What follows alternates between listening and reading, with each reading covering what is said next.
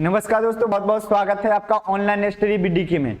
जल्दी से आप लोग सभी लोग जुड़ जाएं और आज का जो सेशन रहेगा हमारा शानदार होने वाला है। ठीक है, जो बाल विकास का आपका प्रीवियस ईयर का चल रहा है उसी को हम रेगुलरली आगे बढ़ा रहे हैं। ठीक है, चलिए तो आज का जो सेशन है, आज हम क्या प्रीवियस ईयर कर रहे हैं जो सॉल्व, ठीक है, उसी के बारे में करेंगे।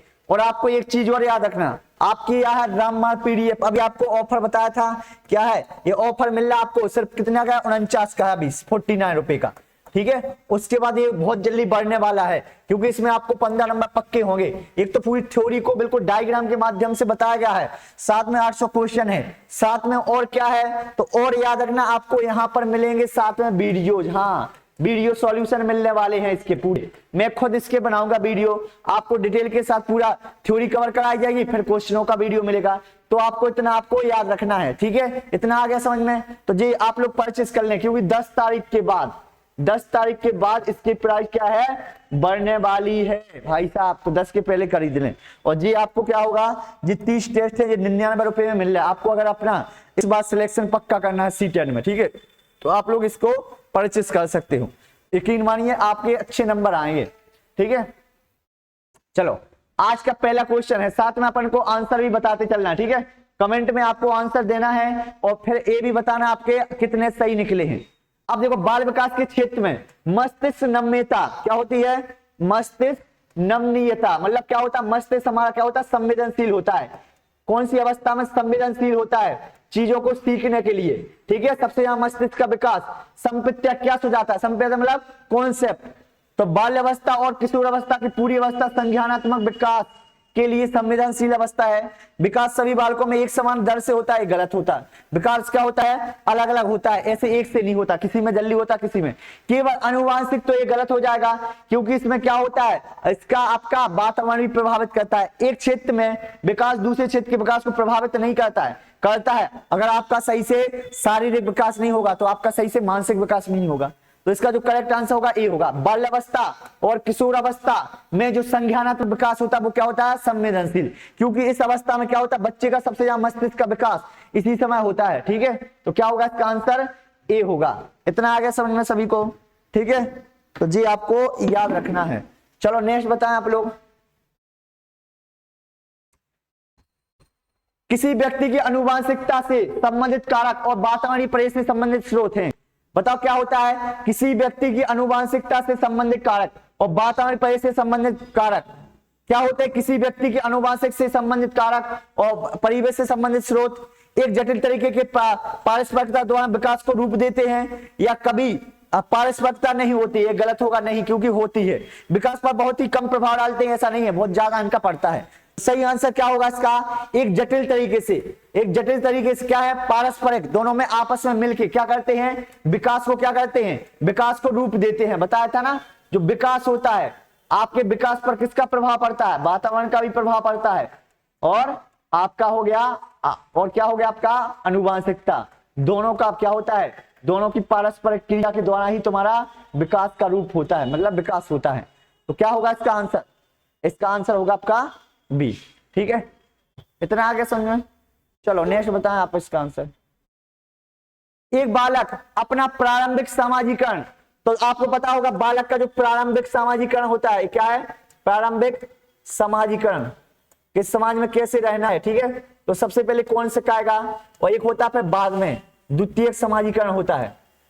ठीक है, समाजीकरण होता है। तो बताओ क्या होगा इसका आंसर, क्या होगा, उसने बोला है, क्या बोला, प्रारंभिक समाजीकरण कहां होता है, तो ये होता है आपके माता पिता हो गया।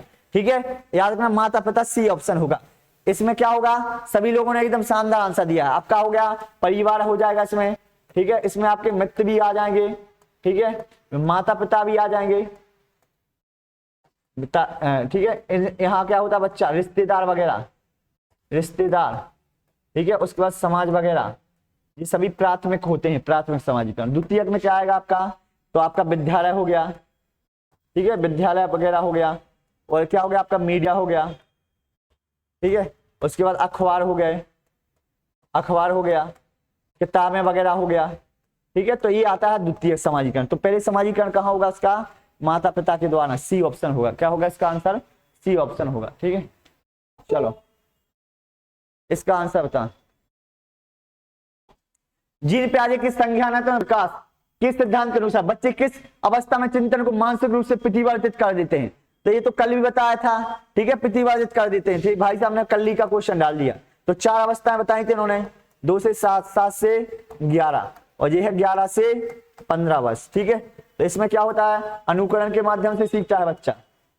ठीक है, और क्या है यहाँ पर क्या होता है, और वस्तु स्थायित्व का गुण आ जाता है। ठीक है, वस्तु स्थायित्व, ये कल का क्वेश्चन है। यहाँ पर क्या करता है, प्रतीकों का प्रयोग करता है, संकेतों का प्रयोग करता है, संकेत वगैरह।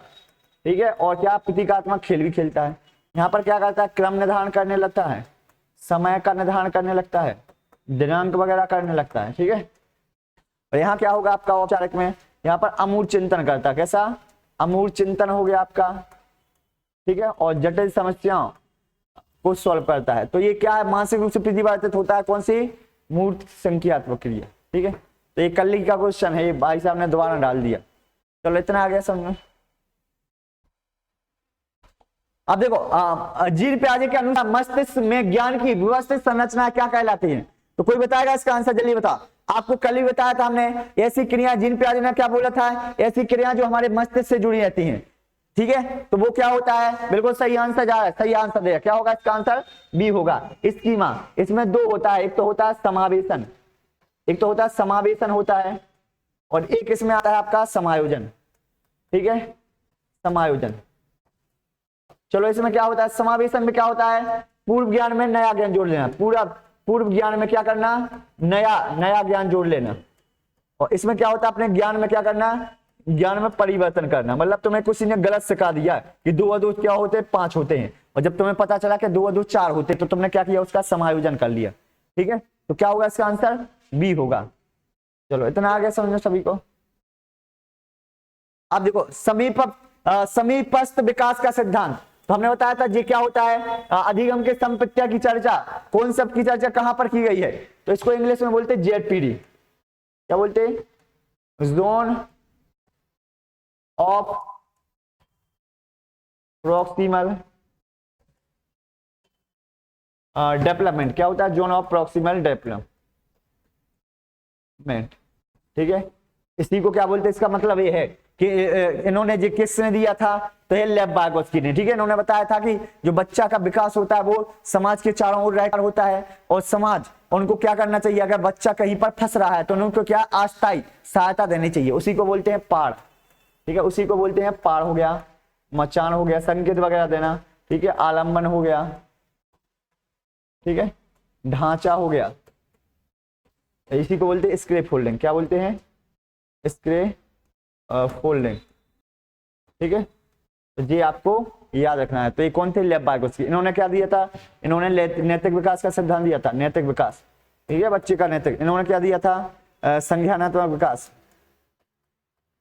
ठीक है, इन्होंने बुद्धि का बहुकारक सिद्धांत दिया था। क्या, बहुकारक। इन्होंने क्या बताया था कि बुद्धि जो होती है 8 प्रकार की होती है। कितनी होती है, 8 प्रकार की। ठीक है, तो क्या होगा इसका आंसर, बी होगा। इतना आ गया समझ में। चलो नेक्स्ट बताओ। चिंतन प्रक्रिया का वर्णन करते हुए लेव वाइगोत्स्की स्पष्ट रूप से की महत्ता देते हैं। बताओ, चिंतन, जो चिंतन होता है, जो तुम्हारा संज्ञान होता है, विचार जो आते हैं तुम्हारे मन में, तो बताओ वो किस पर जोर देता है, संस्कृति या परिपक्वता, नकारात्मक या पुनर्वलन? तो ये पुनर्वलन तो हो गया कौन, ये हो गया स्किनर भाई साहब, कि बच्चा पुनर्वलन के द्वारा सीखता है। लेकिन इन्होंने बोला था संस्कृति। क्या बोला था कि संस्कृति और सामाजिक संस्कृति वगैरह, जो भी तुम्हारी किताबें हो गई, जो भी तुम्हारे आसपास के लोग हैं, वो तुम्हें क्या करते हैं, उसकी महत्ता पर ज्यादा बल देते हैं। ठीक है, वो तो जिससे तुम्हारे विचार आते हैं, उसी से तुम्हारा ज्ञान का निर्माण होता है। तो ये इन्होंने बताया था संस्कृति। ठीक है, चलो इसका आंसर बताओ। निम्न से किसने बच्चों और वयस्कों में नैतिक तार्किकता, कोई बताएगा? हमने बताया था नैतिक क्या होता है, क्या अच्छा है क्या बुरा है। नैतिकता मतलब क्या होता है, क्या अच्छा है और क्या बुरा है, उसके बारे में क्या करना, तर्क करना, वो होते नैतिक विकास। तो ये किसने दिया था विकास चरणों का? तो ये है आपके कौन से हैं, कोहलबर्ग। इन्होंने कितने चरण बताए थे, तो कल भी बताए थे, 3 स्तर बताए थे। कितने, इन्होंने 3 स्तर बताए थे और 6 चरण बताए थे। ठीक है, तो जल्दी आप लोग कमेंट में बताएं 3 स्तर कौन थे और 6 चरण कौन थे, क्योंकि कल हमने बताया था। इसके ना भाई साहब ने क्या दिया था, इन्होंने पुनर्वलन का सिद्धांत, कि मतलब जब बच्चा को अधिगम करना है तो उसको पुनर्वलन देना पड़ता है। गार्डन ने बहुकारक सिद्धांत दिया था बुद्धि का। ठीक है, बहुकारक सिद्धांत। और जी इन भाई साहब ने क्या किया था, सामाजिक सांस्कृतिक सिद्धांत दिया था, सामाजिक सांस्कृतिक, ठीक है, कि बच्चे का जो विकास होता है वो समाज और संस्कृति में रहकर होता है, ठीक है। तो क्या होगा इसका आंसर, सी होगा, ठीक है, क्या होगा, सी होगा। चलो नेक्स्ट बताएं। अभी कथन एक क्या है, देखो, एक अध्यापक को कक्षा में कई प्रकार की अध्यापन अधिगम सामग्री और शैक्षणिक संसाधन प्रदान करने चाहिए और विद्यार्थियों को उन्हें जांचने के लिए प्रोत्साहन करना चाहिए। बिल्कुल सही है। तो इसने बोला एक अध्यापक को क्या करना चाहिए, कक्षा में कई प्रकार की अध्यापन अधिगम सामग्री जैसे चौक हो गया, स्लेट हो गया, पहाड़ा वगैरह हो गया, शैक्षिक संसाधन प्रदान करने चाहिए और विद्यार्थियों को उन्हें जांचने के लिए प्रोत्साहित करना चाहिए। बिल्कुल सही है, ए सही होगा।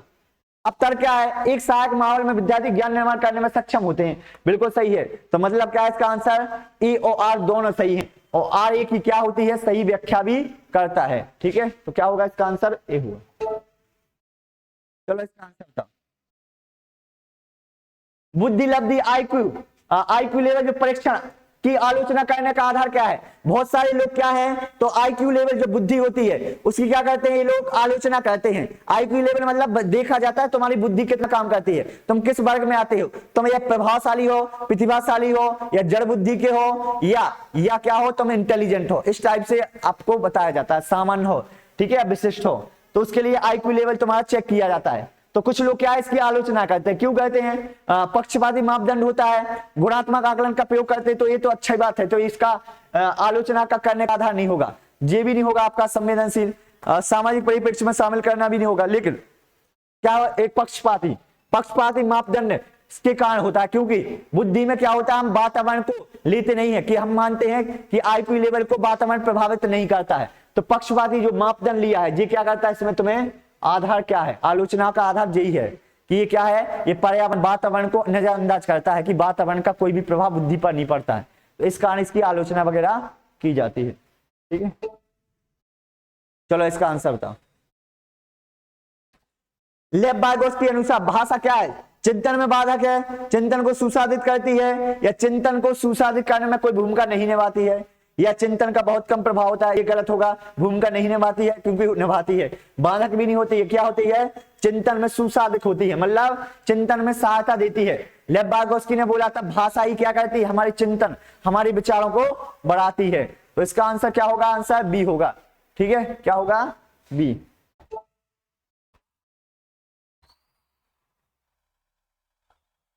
वैकल्पिक विषयों में चुनाव में लड़कियों के लिए गृह विज्ञान का विषय और लड़कों के लिए शारीरिक शिक्षा के विषय को सीमित कर देने की प्रथा किस पर आधारित है।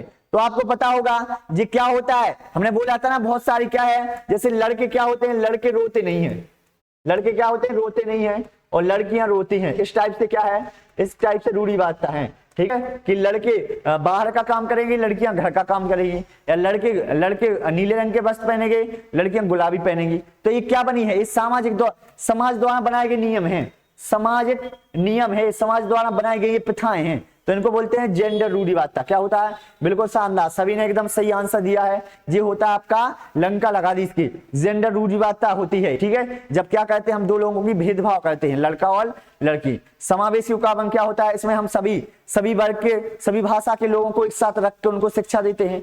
जेंडर समानता क्या होता है, इसमें हम क्या करते हैं, हम मतलब लड़का लड़की को एक समान देखते हैं। और खोजी उपागम क्या होता है, ये बाल केंद्रित शिक्षा का मुख्य उद्देश्य है कि बच्चे को स्वयं से काम करने दो, ठीक है, तो ये आपको याद रखना है। चलो इसका आंसर बताओ। कक्षा में विविधता अध्यापन अधिगम प्रक्रिया में है, कोई बताएगा क्या है, कक्षा में विविधता अध्यापन, विविधता कैसे होती है कि ये कक्षा है उसमें केरल के लोग भी हैं, तुम्हारे तमिलनाडु के भी हैं, मध्य प्रदेश की है, राजस्थान, तो उनको एक साथ बैठाकर शिक्षा देना, ये क्या होता है, ये संसाधन, समस्या नहीं होती है, रुकावट बाधा, ये होता क्या है, तो इस संसाधन की तरह काम करता है, क्योंकि वो बच्चे जो होते हैं कुछ ना कुछ सीख के आते हैं, ठीक है, सीख के आते हैं। तो ये पेपर कब का है आपका, 10 जनवरी का, याद रखना, ये 10 जनवरी का आपका पेपर है 2023, जो सीटेट ऑनलाइन में हुआ था, ठीक है, उसका ये पेपर है। चलो इसका आंसर बताओ। निम्न में से किस प्रकार का मूल्यांकन विद्यार्थियों के लिए अधिगम का रूप बन जाता है, कोई बताएगा, अधिगम मतलब सीखने का एक अच्छा वो बन जाता है, रूप बन जाता है। सत्र के अंत में अध्यापक द्वारा किया गया मूल्यांकन ये गलत होगा, इससे तो पता नहीं चलेगा उसको कि दिन कितने उतने हर दिन क्या सीखा। सत्र से पहले विशिष्ट शिक्षा द्वारा गलत हो जाएगा, मानकीकृत परीक्षणों द्वारा गलत होगा। इसमें क्या होगा, विद्यार्थियों द्वारा किया गया स्वयं मूल्यांकन, मतलब जब विद्यार्थी खुद से मूल्यांकन करेंगे कि हम कहां पर गलती कर रहे हैं या कौन सा सब्जेक्ट हमारा वीक है, तब ये होगा कौन सा होगा, आपका अधिगम का रूप होगा, एक अच्छे अधिगम का। ठीक है, क्या होगा, अच्छे अधिगम का रूप होगा। चलो इसका आंसर बताओ। इसमें क्या है, देखो अभिकथन एक है, किसी नए संपित्य मतलब कॉन्सेप्ट में नया कॉन्सेप्ट सीखना है, को सीखने के समय अध्यापक द्वारा विद्यार्थियों को सवाल पूछने और अपने संदेशों को स्पष्ट करने के लिए प्रोत्साहित करना चाहिए। बिल्कुल सही है, ये तो सही है। सवाल पूछना समालोचन चिंतन के विकास में बाधा पैदा करता है, बाधा नहीं होती है, साधक बनता है। क्या बनता है, साधक। मतलब ये क्या है आपका, गलत है। तो मतलब ए ऑप्शन सही है और आर क्या है आपका, गलत है। तो सी ऑप्शन याद रखना है, ए सही है और आर क्या है इसका, गलत है। ठीक है, तो इसका क्या होगा, सी ऑप्शन होगा। ठीक है, करेक्ट आंसर क्या होगा इसका, सी ऑप्शन होगा। चलो इसका तो ये फिर से आप लोग सुन ले एक बार। ठीक है, तो आपको कितना मिल रहा है जी, आपको 30 टेस्ट मिल रहे हैं। ठीक है, 30 टेस्ट सेट का प्रैक्टिस सेट आपको मात्र 99 रुपए में। तो जितने जल्दी हो सके, क्योंकि अब आपका 20 अगस्त मतलब पेपर होने वाला है, तो उससे पहले आप लोग इसको परचेस वगैरह कर लें और आप लोग लगाओगे तो आपको खुद पता चलेगा कि हम कितना सीख रहे हैं। ठीक है, तो जी आपको इतना याद रखना है। चलो इतना हो गया। अब इसके बाद देखो नेक्स्ट, वंचित समूह हमने बताया था ऐसे विद्यार्थी जो आर्थिक हो गया। ठीक है, उसके बाद सामाजिक हो गया, आर्थिक हो गया, भाषाई हो गया, शारीरिक हो गया। इस रूप से क्या होते हैं, पिछड़े होते हैं। समायोजन हेतु निम्न में से क्या बाधा बन जाती है, बाधा बोला संस्कृति और धार्मिक विविधताओं का समारोह करना, उनके सामाजिक समूह से संबंधित प्रेरणा स्रोतों की अभी स्वीकृति, विभिन्न प्रथाओं में अंतरों को प्रकाशित करना और उन्हें पदानुक्रमित स्थापित करना। या तो जे नहीं होगा, बाधक जे सही होगा आपका। तो ये बाधक क्या होगा, विभिन्न प्रथाओं में अंतरों को प्रकाशित करना और उनमें पदानुक्रमितता स्थापित करना। मतलब तुमने क्या किया, उनमें अलग अलग प्रथाओं में क्या कर लिया, उनकी संस्कृतियों में विविधता कर दी कि देखो ये ऐसे लोग रहते हैं ऐसे। तो ये क्या होगा, आगे चल के अधिगम में क्या बनेगा, बाधक बनेगा, पक्का बाधक बनेगा। क्या बनेगा, बाधक। चलो इसका आंसर बताओ, इसका आंसर क्या है बताओ। देखो अधिगम कठिनाई महसूस करने वाले कौन कहेंगे, अधिगम कठिनाई महसूस कब होती है, सभी विद्यार्थी अपनी शैक्षिक विशेषताओं में एक जैसे होते हैं। तो ये गलत होता है, क्योंकि एक जैसे नहीं होगा। विद्यार्थियों को विशिष्ट विद्यालयों में पढ़ाना चाहिए। विद्यार्थी हमेशा अति क्रियाशील होते हैं। विद्यार्थी अपनी शैक्षिक क्षमता और चुनौतियों में अलग हो सकते हैं। तो इसका आंसर बताओ जल्दी से, क्या होगा इसका आंसर, क्या होगा बताओ, कमेंट में बताएं इसका आंसर।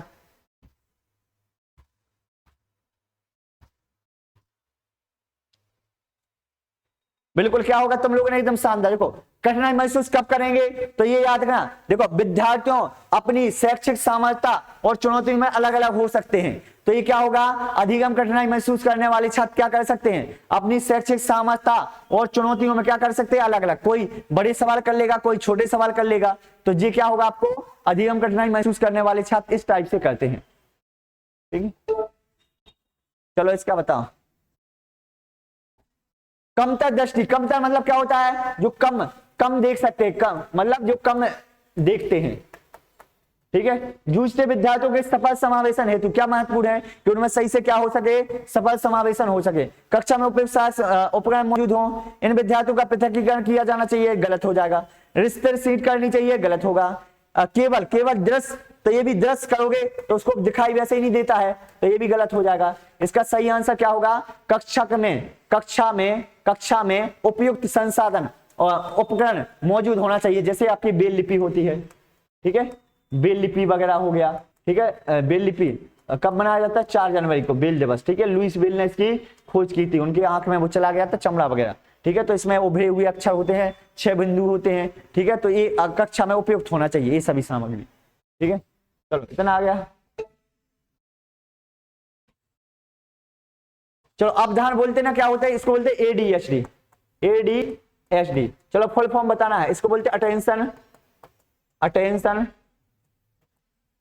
और होता है deficit, DEFICIT, deficit hyper activity, hyper activity, और क्या होगा, डिस हो गया डिसऑर्डर, क्या हो जाएगा डिसऑर्डर। ठीक है, तो जी आपको इतना याद रखना। ठीक है, तो ये क्या होता है, अतिक्रियाशील विकास से जूझते विद्यार्थियों के बारे में क्या सही है, तो बताएं ये विद्यार्थी क्या मस्तिष्क संबंधी रोग है, आवेगशील होते हैं। ठीक है, आवेगशील मतलब इनमें क्या होता है, गुस्सा टाइप का, जल्दी गुस्सा हो जाता है, जल्दी रोने लगते हैं, उसके बाद ध्यान नहीं दे पाते हैं चीजों पर। ठीक है, चीजें भूलने लगते हैं। ठीक है, निरंतर स्वरूप दर्शाते हैं, काफी देर तक निराश सीट पर बैठ सकते हैं, तो ये गलत होगा। उनमें सुनने की अति एक सहनशीलता नहीं होती है, ये तो कम होती है। ये अपनी क्रियाओं को व्यवस्थित रूप से करते हैं, ये गलत होगा। ये अव्यवस्थित, कभी क्या होते हैं, कभी जल्दी जल्दी काम कर लेते हैं, इस टाइप से, तो ये क्या होता है, इसका सही आंसर होगा बी, आवेगशील के निरंतर स्वरूप को दर्शाते हैं। ठीक है, इनमें क्या होते हैं, इनके विचारों में बहने लगते हैं, कभी गुस्सा हो जाते हैं, कभी रोने लगते हैं, तो वो होते हैं किससे, अवधान न्यूनता अतिशील क्रियाशीलता विकार होता है, जिसको ADHD, attention deficient hyper activity disorder के नाम से जाना जाता है। ठीक है, चलो इतना आ गया समझ में, बिल्कुल। अब चलो इसका आंसर बता, निम्न में से कौन सी युक्ति प्रतिभाशाली विद्यार्थियों की जरूरतों को पूरा करने की एक प्रभावी रणनीति होगा। प्रतिभाशाली विद्यार्थी बताते हैं जिनके आईक्यू लेवल 140 प्लस होते हैं, जो एक समस्या को कई तरीके से सॉल्व करते हैं, तो इनके लिए कौन सा बता प्रभावी रणनीति होती है। जानकारी को समझने हेतु अतिरिक्त समय देना, ये गलत होगा जी, क्योंकि एक कम समय लेते हैं। आसान और सरल सवाल पूछना भी गलत होगा। ठीक है, स्वचयनित उच्च क्रम, मतलब उनमें सफलता की निम्न उम्मीद रखना, क्योंकि ये सफलता की निम्न नहीं रखोगे, ज्यादा रखोगे। इसका सही आंसर होगा क्या, स्वचयनित उच्च क्रम चिंतन का कार्य करना, मतलब इनको क्या देना, ऐसे काम देना जिससे ये क्या करें, उच्च चिंतन करें, समस्याओं के बारे में सोचें। ठीक है, तो उससे क्या होगा, इनमें अधिगम जो होता अच्छा हुआ। ठीक है, चलो इसका आंसर बताओ। देखो, गैर जन्मजात अधिनियम, जैसे गैर जन्मजात अधिनियम क्या होते हैं, जिनको हम जन्म से नहीं सीखते। जन्मजात अधिगम क्या होता है, जैसे हम रोना अपने आप सीख जाते हैं, हंसना अपने आप सीख जाते हैं, छींक करना अपने आप, तो वो होते जन्मजात। गैर जन्मजात क्या होते हैं, जो हम बाहर से सीखते हैं, जैसे आपका बांसुरी बजाना हो गया, शतरंज खेलना हो गया, सीखने के लिए। अब बताइए क्या होता है, किसी तरह से बाह्य निर्देशन और आंतरिक अभिप्रेरणा की जरूरत होती है। किसी भी तरह से बाह्य निर्देशन या नहीं होगा, नहीं होती है बिल्कुल, बाह्य निर्देशन की जरूरत होती है, लेकिन किसी तरह का अभिप्रेरणा, तो ये गलत होगा। किसी भी स्रोत से बाहर निर्देशन का कोई जरूरत नहीं होती है। तो देखो, अगर तुम्हें बांसुरी बजाना है तो तुम्हें तो एक तो आंतरिक अभिप्रेरणा, तुम्हें अंदर से क्या होना चाहिए, फील होना चाहिए कि हमें सीखना है, तब सीखोगे। फिर तुम्हें बाह्य निर्देशन दिया जाएगा, फिर तुम्हें कोचिंग वगैरह में सिखाया जाएगा। ठीक है, तो इसमें तुम्हें इंटरनल मोटिवेशन की जरूरत पड़ती है और बाह्य निर्देशन। ठीक है, तो दोनों है, क्योंकि अगर तुम्हें मन में है कि नहीं हमें नहीं सीखना है बांसुरी बजाना, तो कैसे सीखोगे बताओ। ठीक है, तो ये होगा आपका, ये होगा। चलो इसका बताओ, विद्यार्थी सर्वाधिक बेहतर तरीके से किस प्रकार सीखते हैं, कोई बताएगा। केवल पाठ्यपुस्तक द्वारा, ये गलत हो जाएगा। केवल अध्यापक भी गलत हो जाएगा, निष्क्रिय भी गलत हो जाएगा, निष्क्रिय नहीं होगा, सक्रिय होगा। तो अपने आसपास क्या है, अपने आसपास पड़ोस से पारस्परिक क्रिया करके, आपस में क्रिया करके क्या करते हैं, सीखते हैं। ठीक है,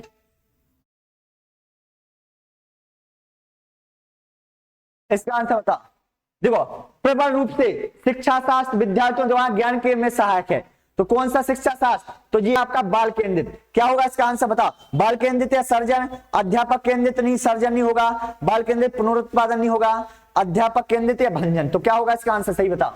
तो क्या होगा प्रबल रूप से, तो जो होगा बाल केंद्रित। ठीक है, क्या होगा इसका, बाल केंद्रित। शिक्षा शास्त्र क्या करता है, ज्ञान के सर्जन में क्या करता है, सहायक होता है। अगर कैसा है, बाल केंद्रित है, अगर आप जो पढ़ा रहे हैं वो किसके अकॉर्डिंग पढ़ाना है, आपको बच्चे के अकॉर्डिंग पढ़ाना, तब तो क्या होगा, अधिगम सही होगा। ठीक है, तो ये होगा आपका, ए होगा। चलो इतना आ गया समझ में, बिल्कुल शानदार, ऐसी आंसर देते रहे। ठीक है, अब इसका आंसर बता, निम्न में से कौन सा प्रकार विद्यार्थियों की अधिगम प्रक्रिया में संलग्नता में बाधक बन जाता है। बाधक बता, बाधक कौन बने, विद्यार्थियों के जीवन से आधारित कार्य देना, ये बाधक नहीं बनेगा। रुचि आधारित कार्य देना भी बाधक नहीं बनेगा।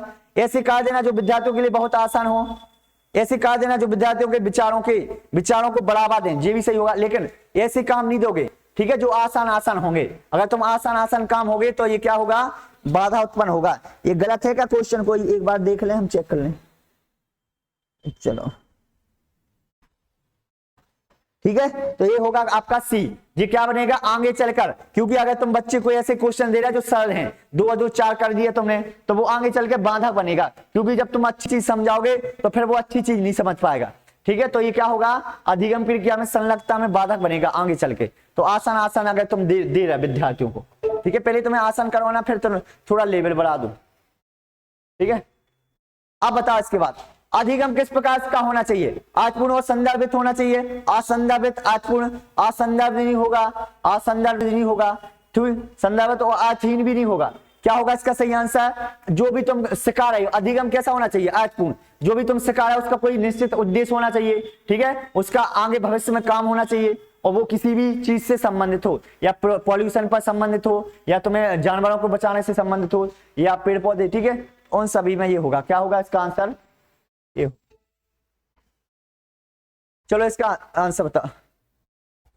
हालांकि समस्या समाधान प्रक्रिया में अक्सर हम चरणों पर फेरबदल करते हैं, फिर भी औसतन रूप से समस्या समाधान प्रक्रिया का पहला चरण क्या होता है, कोई बताएगा? तो सबसे पहले बताओ, समस्या समाधान करना है तो सबसे पहले तुम्हें क्या करना पड़ेगा, उपयुक्त हल ढूंढना, या प्रस्तुतिकरण तो ये बाद में हो जाएंगे, मूल्यांकन तो सबसे लास्ट में आएगा, पहचान करना क्या होगा, सबसे पहले पहचान करोगे, फिर ढूंढोगे, उसके तथ्यों को ढूंढोगे, और फिर क्या करोगे और भी बहुत सारी प्रस्तुत करोगे, फिर लास्ट में करोगे मूल्यांकन। लास्ट में क्या करोगे, उसका मूल्यांकन के कितना सही हुआ, तो सबसे पहले क्या करोगे, पहचान करोगे। ठीक है, तो ये होगा आपका क्या होगा, सी ऑप्शन होगा। तो कोई भी समस्या है पहला चरण क्या होगा उसका, तो सबसे पहले तुम्हें क्या करना, उसकी पहचान, और अंतिम चरण क्या होगा उसका, मूल्यांकन। ये होगा अंतिम चरण,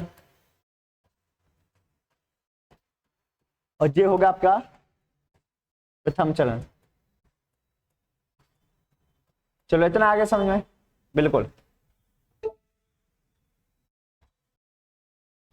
चलो इसके बाद क्या है, देखो औपचारिक शिक्षा में प्रयुक्त। औपचारिक शिक्षा कैसी होती है, ऐसी शिक्षा जो क्या है, जो एक निश्चित स्थान पर दी जाती है। एक निश्चित स्थान हो गया आपका, ठीक है, जैसे इसमें कौन आएगा आपका, विद्यालय हो गया, ठीक है, विद्यालय हो गया, शिक्षक हो गया, ये क्या होते हैं, औपचारिक शिक्षा के अंतर्गत आते हैं। ये होती है अनौपचारिक शिक्षा, जो कहीं पर भी दे सकते हैं, कोई समय सीमा नहीं होती, माता पिता द्वारा, परिवार द्वारा, समाज द्वारा। तो इसमें बोला गया औपचारिक शिक्षा में प्रवेश करने से पूर्व ही बच्चे अपने आसपास के बारे में, जैसे कि उन वस्तुओं और घटनाओं के बारे में क्या करते हैं, बारे में जिनसे वे समागम करते हैं, एक संपन्न समझ विकसित कर लेते हैं। एक अध्यापक को उनकी इस तरह की समझ को बताओ क्या करना चाहिए। देखो मतलब क्या है, जब बच्चे स्कूल वगैरह पढ़ने जाते हैं उससे के पहले भी अनौपचारिक शिक्षा सीख लेते हैं, मम्मी पापा से हो गया, दादा दादी से हो गया, समाज से। ठीक है, तो बताओ अब इस तरह से क्या करना चाहिए, एक अध्यापक को क्या करना चाहिए, और जो उनको पहले से ज्ञान हो जाता है कुछ चीजों का, नकार देना चाहिए, गलत हो जाएगा। मानकीकृत पाठ्यक्रम को बदल देने का प्रयास करना चाहिए। ठीक है, अधिगम के लिए दोषपूर्ण, ये गलत होगा। क्या होगा इसका आंसर, उनके ज्ञान को क्या करना चाहिए, अग्रसर करने के लिए महत्वपूर्ण समझना चाहिए। हाँ, उनको एक संसाधन के रूप में समझना चाहिए कि हर बच्चा क्या होता है, अपने आप में ज्ञान लेकर आता है। ठीक है, तो उसके ज्ञान से जोड़ना है अपन को। ठीक है, क्या करना है, उसके ज्ञान से अपन को जोड़ना है। चलो इतना आ गया समझ में। चलो इसका आंसर बताओ, इसका आंसर बताएं जल्दी से आप लोग। अब क्या है इसमें, अभी कथन ये है, विद्यालयों को अधिगम के संवेगात्मक पहलू को अनदेखा कर देना चाहिए। अनदेखा नहीं करना है। संवेगात्मक पहलू मतलब जो हमारे संवेग होते हैं ना, जो क्रोध आ जाता है, गुस्सा आ जाता है, प्यार घृणा वगैरह जे आपके होते हैं। ठीक है, पहलू को अनदेखा नहीं करना है। विद्यार्थियों के संवेगात्मक विकास को समझना है टीचर को, कि वो क्या सोचता है, क्या उसमें अंदर चल रहा है। ठीक है, तो ये अनदेखा नहीं होना। संवेग और संज्ञा एक दूसरे से संबंधित होते हैं, इसमें पूरा कर लो तो बिल्कुल सही है। हमने बताया था संवेग और संज्ञान, जैसे तुम्हारे अंदर संवेग बहेंगे वैसे तुम क्या करोगे, निर्णय लोगे। अगर गुस्सा में, अगर तुम्हारे अंदर गुस्सा का संवेग बह रहा है तो तुम किसी को गुस्सा में बोल लोगे। ठीक है, तो क्या होगा इसका, ए तो सही, ए गलत होगा लेकिन आर सही है। क्या है, ए और आर दोनों सही है। ए सही है लेकिन आर गलत है, तो इसमें ये लिख लेना, ए तो ए आर सही है। क्या है, आर तो सही है लेकिन क्या है, ए गलत है। ठीक है, आर सही है और ए गलत है। ठीक है, आर सही है और ए गलत है।